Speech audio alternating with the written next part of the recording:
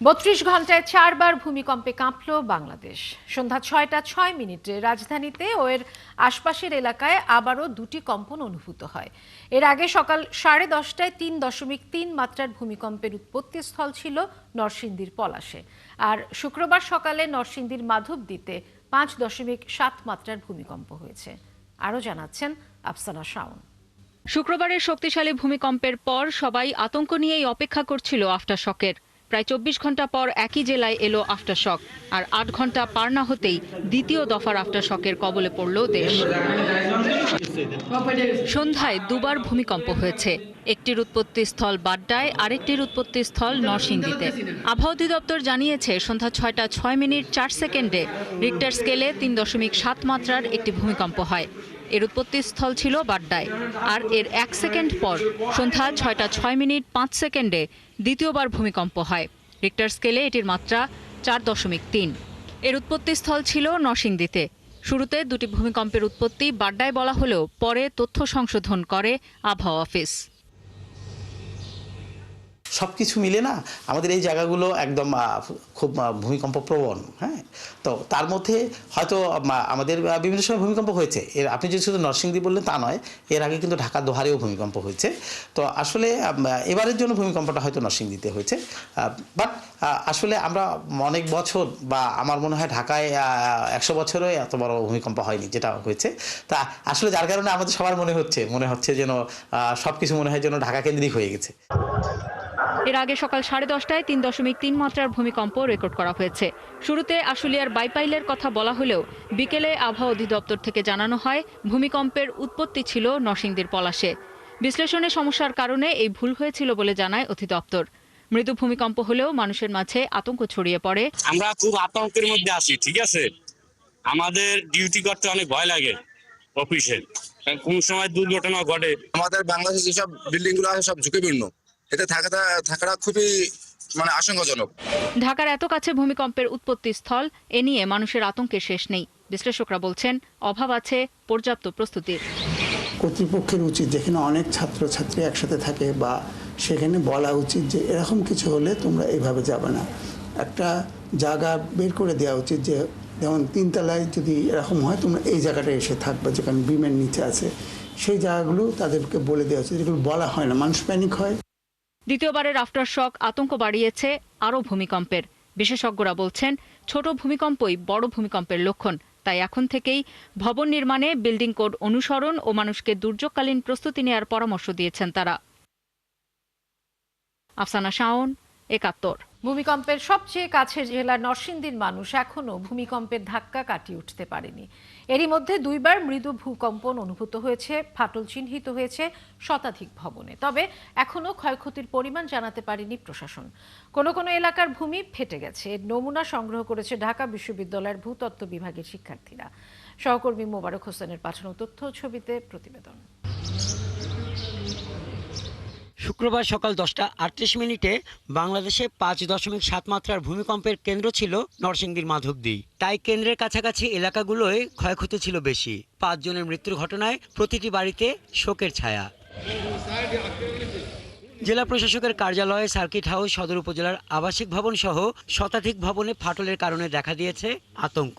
ওই ছেলেটাকে আমি তাড়াতাড়ি করে নিয়ে দৌড়াই হসপিটাল থেকে রওনা দিলাম। আর আমার প্রতিবেশী রফিকুল ইসলাম ভাই, মাইনুদ্দিন ভাই, তারা আসলো। তাদেরকে বললাম যে আপনারা দেলোয়ার ভাইকে নিয়ে আসেন। পরিবারটা অসহায় এবং এই পরিবারের এখন বেঁচে আছে মা এবং দুটো মেয়ে। পুরানো একটু বিল্ডিং, এগুলি তো মনে করেন সাইডে একটু স্পর্শ হয়ে কিছু বালিকণা পড়ছে। মানুষের টিনের ঘর, টিন দাগর তো দুর্বল ঘর, তাদেরই বেশিরভাগ ক্ষতি হয়েছে। আমার বাচ্চা ছাড়াও বললো এই বয়সে ভূমিকম্প হয় নাই। আর আমি ওই যে কালকা যে ভূমিকম্পটা দেখছি, আতঙ্ক হয়ে গেছে। শুক্রবার শতাধিক নারী পুরুষ হাসপাতালগুলোতে চিকিৎসা সেবা নিতে আসলেও জেলা সদরসহ কোনো হাসপাতালে বর্তমানে ভূমিকম্পে আহত কেউ আর ছিলেন না। হাসপাতালের অবস্থা যেটা, আমাদের হাসপাতাল 1962 সালে নির্মিত হলেও এই হাসপাতালে ইমার্জেন্সি ডিপার্টমেন্টে শুধুমাত্র একটুখানি প্লাস্টার উঠে গেছে, এছাড়া বাকি হাসপাতালে আর কোথাও কোনো ক্ষয়ক্ষতি হয়নি। নরসিংদীতে আবহাওয়া অফিসেরও তেমন কোনো তৎপরতা লক্ষ্য করা যায়নি। ভূমিকম্পের আগাম কোনো সতর্কবার্তা হয় না। তারপরে ওই ব্যাপারে আমার কথা বলার এখতিয়ার নেই, এটা আমার অফিস নিয়ন্ত্রণ করে না।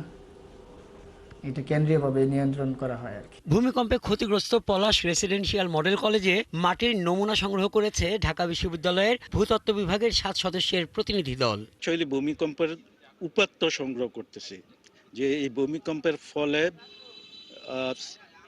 পৃষ্ঠের মধ্যে কি কি এভিডেন্স অথবা নিদর্শন আছে যেগুলো এই ভূমিকম্পের সাথে জড়িত। তার মধ্যে এই যে ফাটলগুলা, এগুলাও কিন্তু ভূমিকম্পের সাথে জড়িত। আহতদের চিকিৎসার খোঁজ খবর রাখা হচ্ছে বলে জানিয়েছে জেলা প্রশাসন। রবিবার দুর্যোগ ব্যবস্থাপনা কমিটির সভায় জেলার পূর্ণাঙ্গ ক্ষয়ক্ষতি নিয়ে আলোচনা হবে। পৌর এলাকাগুলোতে যে সকল ভবন ঝুঁকিপূর্ণ রয়েছে, অনেক জায়গায় আমরা লক্ষ্য করেছি ভবনগুলো হেলে পড়েছে।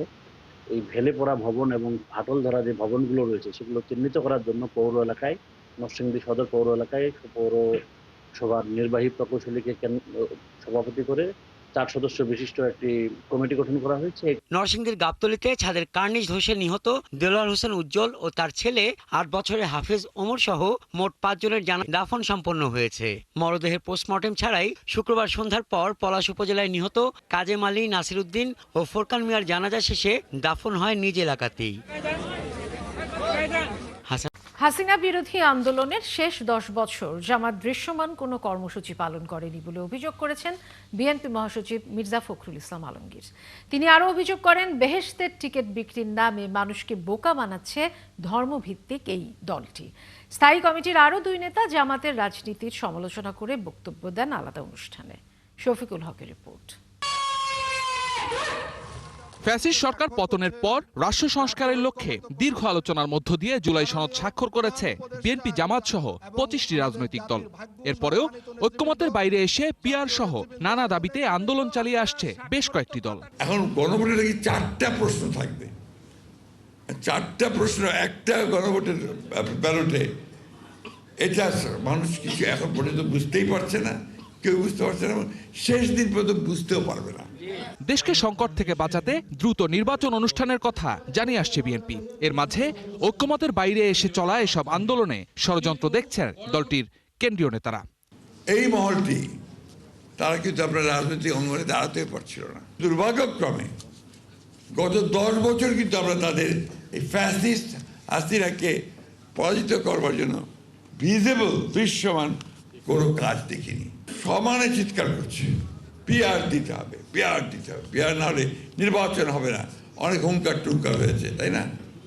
এখন আবার সুর নরম হয়ে গেছে। এখন দেখা যাচ্ছে নির্বাচনের জন্য সব চতুর্দিকে দৌড় ডাকডোল চলছে, তাই তো? এই জিনিসগুলো ঠিক না।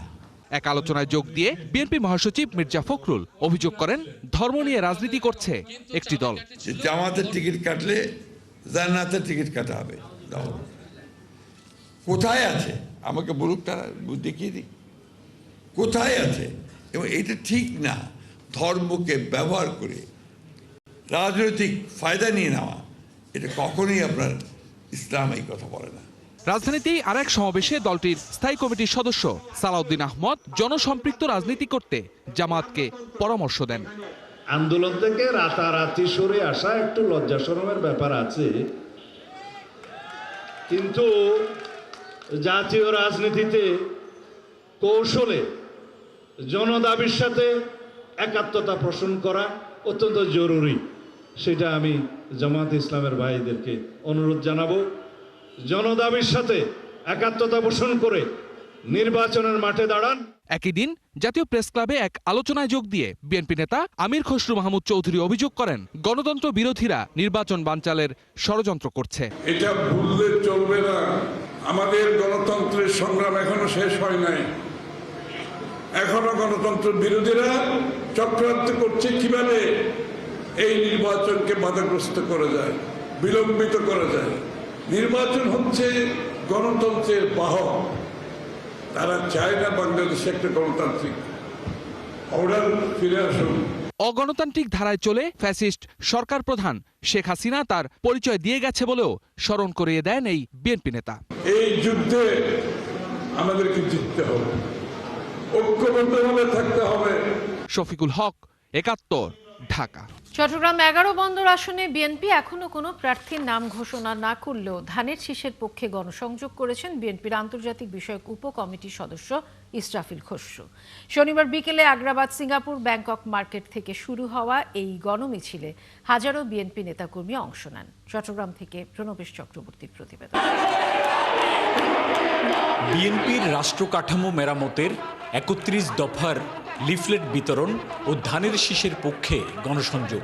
তাই শনিবার বিকেলে চট্টগ্রাম 11 বন্দর আসনের বিভিন্ন ওয়ার্ড মহল্লা থেকে মিছিল নিয়ে আগ্রাবাদ, সিঙ্গাপুর, ব্যাংকক মার্কেটের সামনে জমায়েত হন দলের হাজারো কর্মী। গণসংযোগে নেতৃত্ব দেন বিএনপির স্থায়ী কমিটির সদস্য আমির খসরু মাহমুদ চৌধুরীর ছেলে, বিএনপির আন্তর্জাতিক বিষয়ক উপকমিটির সদস্য ইসরাফিল খসরু। তার সাথে ছিলেন মহানগর বিএনপির নেতারা। এই বন্দর এলাকা বাংলাদেশের লাইফলাইন। এই বন্দর এলাকায় এখন ধানের শীষের পক্ষে জোয়ার সৃষ্টি হয়েছে। এখানে মানুষ তরুণ নেতৃত্বকে কামনা করতেছে। 11 আসনের ইসরাফিল ভাইয়ের কোনো বিকল্প নাই। দুঃসময়ের ইসরাফিল ভাই, আমরা তোমায় ভুলি নাই। আমাদের নতুন প্রজন্মে যারা ভোট হয়েছে, নতুন ভোট হয়েছে, ওরা ভোট দিতে পারবে, মা বোনদের ভোট দিতে পারবে। আমরা খুব আনন্দিত। চট্টগ্রাম 11 আসনে বিএনপি এখনো কোনো প্রার্থীর নাম ঘোষণা করেনি। চট্টগ্রাম বন্দর, নৌঘাটি, বিমানঘাটি, বিমানবন্দর, রাষ্ট্রায়ত্ত তেল পরিশোধন কেন্দ্র সহ নানান গুরুত্বপূর্ণ প্রতিষ্ঠান আছে এই আসনে। তাই কর্মীরা আশা করেন এখানে বিএনপি মেধাবী তরুণ প্রার্থীদের কাউকে বেছে নেবেন। রাতের ভোট দিনে হয়েছে, দিনের ভোট রাতে হয়েছে। আমরা চাই এবার একটা অবাধ, সুন্দর, সুষ্ঠু নির্বাচন হোক এবং তরুণ নেতৃত্ব আসুক। তারেক রহমান সাহেব আমাদের অ্যাক্টিভ চেয়ারম্যান, যাকেই দেয় সাধারণ জনগণ তাকে ধানের শীষে ভোট দিয়ে জয়যুক্ত করবে আমরা আশা করি। বাংলাদেশে বিএনপির যেভাবে জোয়ার আসছে, ইনশাআল্লাহ আমরা সামনের দিকে 11 আসন থেকে যাকে নমিনেশন দেবে তাকেই আল্লাহর রহমতে আমরা গ্রহণ করে নেব। এ সময় ইসরাফিল খসরু জানান, 17 বছর জনগণের অধিকারের জন্য লড়াই করেছে বিএনপি। নির্যাতন করার পর মাঠ ছেড়ে যায়নি নেতাকর্মীরা। সবাই ঐক্যবদ্ধ থাকলে সামনের জাতীয় নির্বাচনে বিএনপিকে কেউ হারাতে পারবে না। গত 17 বছর আমাদের নেতাকর্মীরা জমে পড়ে খাঁটি ছড়া হয়েছে, কিন্তু বিএনপিকে কেউ দাঁড়ায় রাখতে পারবে না ইনশাআল্লাহ। বিএনপি জনগণের দল, কখনো পালিয়ে যায় না, ভবিষ্যতে পালাবে না। জনগণের পাশে থাকবে, জনগণের সাথে থাকবে। পরে বিএনপির একটি গণমিছিল গুরুত্বপূর্ণ সড়ক প্রদক্ষিণ করে বন্দরের বারেক বিল্ডিং এলাকায় শেষ হয়। প্রণবেশ চক্রবর্তী, 71, চট্টগ্রাম। জাতীয় বিপ্লব ও সংহতি দিবস উপলক্ষে বিএনপির ভারপ্রাপ্ত চেয়ারম্যান তারেক রহমান ঘোষিত 31 দফা বাস্তবায়নের লক্ষ্যে পটুয়াখালীর 10 মিনায় জনসভা অনুষ্ঠিত হয়েছে। বিকেল 4:30টায় বেতাগী শিকদারিয়া স্কুল অ্যান্ড কলেজের মাঠে বেতাগী শানকিপুর ইউনিয়ন বিএনপির উদ্যোগে এই জনসভা অনুষ্ঠিত হয়। বেতাগী শানকিপুর ইউনিয়ন বিএনপির সভাপতি আবু নোমান মাস্টারের সভাপতিত্বে ও সাধারণ সম্পাদক ইউসুফ খানের সঞ্চালনায় প্রধান অতিথি ছিলেন বিএনপির কেন্দ্রীয় নির্বাহী কমিটির সদস্য ও পটুয়াখালী 3 10 মিনা গলাচিপা আসনের মনোনয়ন প্রত্যাশী হাসান মামুন। এ সময় উপস্থিত ছিলেন 10 মিনা উপজেলা বিএনপির সিনিয়র সহসভাপতি অ্যাডভোকেট খোরশেদ আলম, সাধারণ সম্পাদক শাহ আলম শানু, সিনিয়র যুগ্ম সাধারণ সম্পাদক ফখরুজ্জামান বাদল সহ অনেকে। জাতীয় নির্বাচনের দিন গণভোট হলে নির্বাচনী জেনোসাইড হবে বলে মন্তব্য করেছেন জামাত ইসলামীর আমির ডাক্তার শফিকুর রহমান। শনিবার চট্টগ্রামে সাংবাদিকদের সাথে আলাপকালে তিনি কথা বলেন। নির্বাচনের জন্য এখনো লেভেল প্লেইং ফিল্ড তৈরি হয়নি বলেও মনে করেন তিনি। জামাতের আমির বলেন, যথাসময়ে নির্বাচন অনুষ্ঠিত না হলে জাতীয় সংকট দেখা দিতে পারে। ক্ষমতায় গেলে পিআর পদ্ধতি বাস্তবায়ন করা হবে বলেও জানান জামাত আমির। আপনারা তৈরি থাকুন, এই নির্বাচন হতে হবে। এই নির্বাচন না হলে দেশে সংকট দেখা দিবে। আমরা কোনো সংকট তৈরি হতে দিব না ইনশাআল্লাহ। আমাদের অবস্থান আপনাদের সামনে পরিষ্কার। আমাদের দাবি অব্যাহত। এই দাবি বাস্তবায়ন হবে জনগণের স্বার্থে। এমনকি আমরা ক্ষমতায় গেলেও কথা দিচ্ছি সেই পিআর আমরা বাস্তবায়ন করব ইনশাআল্লাহ। আমরা ভালোভাবে দেখছি না।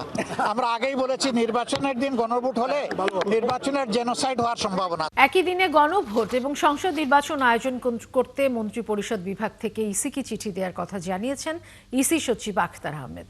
আর সিইসি বলেছেন, গণভোট নিয়ে আইন হলে প্রস্তুতি শুরু হবে। নির্বাচন কমিশন সম্পূর্ণ প্রস্তুত একটি অবাধ, সুষ্ঠু ও নিরপেক্ষ নির্বাচন আয়োজন করতে জানান সিইসি। বিস্তারিত মোহাইমিনুল খান অপুর প্রতিবেদনে।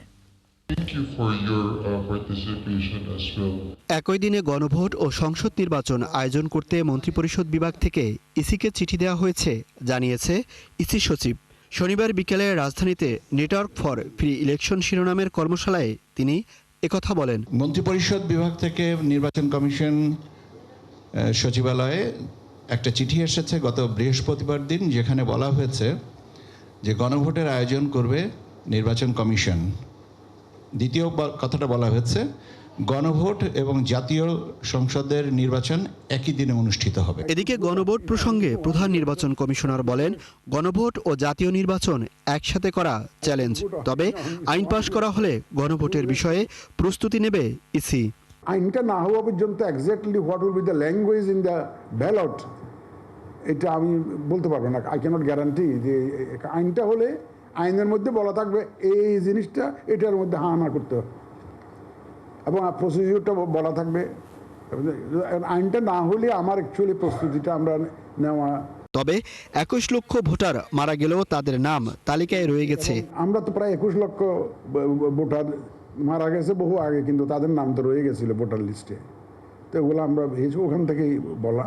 মায়ানমারের লোক বাংলাদেশি পাসপোর্টে ড্রাইভিং করতেছে সৌদি আরবে, অনলাইনে ভোটার রেজিস্ট্রেশন করে ওই আমরা পোস্টাল ব্যালট পাঠিয়ে দেবো। একই অনুষ্ঠানে সকালে অংশগ্রহণ করেন নির্বাচন কমিশনার আবুল ফজল সানাউল্লাহ। তিনি জানান, আগামী নির্বাচন সামনে রেখে এআই এর অপব্যবহার ঠেকানো ইসির জন্য চ্যালেঞ্জের। That is a challenge for coordinating organizations like ANFREL and others to do, because sometimes you try and come up with a template which doesn't work in a different society with different culture. তিনি জানান, আগামী নির্বাচনের মাধ্যমে দেশে গণতন্ত্রের পুনর্যাত্রা শুরু হবে। And I think, I don't know if you were there. Mohaiminul Khan Apu, 71, Dhaka. বাংলাদেশের বাজারে 3টি ডিজিটাল প্রিন্টিং মেশিন নিয়ে আসলো জাপানের কনিকা মিনোল্টা। জিসান গ্রুপের সাথে যৌথভাবে এই মেশিন আনা হয়েছে। শনিবার রাজধানীর একটি হোটেলে প্রিন্টিং মেশিনগুলোর উদ্বোধন করা হয়। এ সময় আধুনিক ও আন্তর্জাতিক ডিজিটাল প্রিন্টিং এর গতিধারা, বাংলাদেশের সম্ভাবনা ও চ্যালেঞ্জ নিয়ে বিশেষজ্ঞরা মতবিনিময় করেন। কনিকা মিনোল্টা ডিজিটাল টেকনোলজির উচ্চপদস্থ কর্মকর্তারা অনুষ্ঠানে উপস্থিত ছিলেন। জিসান গ্রুপের চেয়ারম্যান ও managing director Shahab Uddin Khan, deputy managing director জোয়ানা Shahab খান ও ডিরেক্টর জিসান শাহাব খান প্রিন্টিং ও প্যাকেজিং শিল্পে চলমান ডিজিটাল রূপান্তর নিয়ে বক্তব্য রাখেন। It's actually A digital printing machine. So এটা আগেও হতো, বাট এখন যেটা হচ্ছে কি আমরা শর্ট রান যদি অল্প কাজের জন্য যদি লাগে তখন অফসেটে না গিয়ে ইটস মোর কস্ট এফিশিয়েন্ট, ওটা আমরা ডিজিটাল প্রিন্ট এখানে করছি। আমরা অ্যাকচুয়ালি লাস্ট 15 বছর ধরেই করছি, but this is a new model. চলছে সংবাদ সংযোগ, সরাসরি সংবাদ অনুষ্ঠান দেখতে চোখ রাখুন ৭১-এর ফেসবুক পেজে এবং সাবস্ক্রাইব করুন ৭১-এর ইউটিউব চ্যানেল। ৭১-এর সাথে।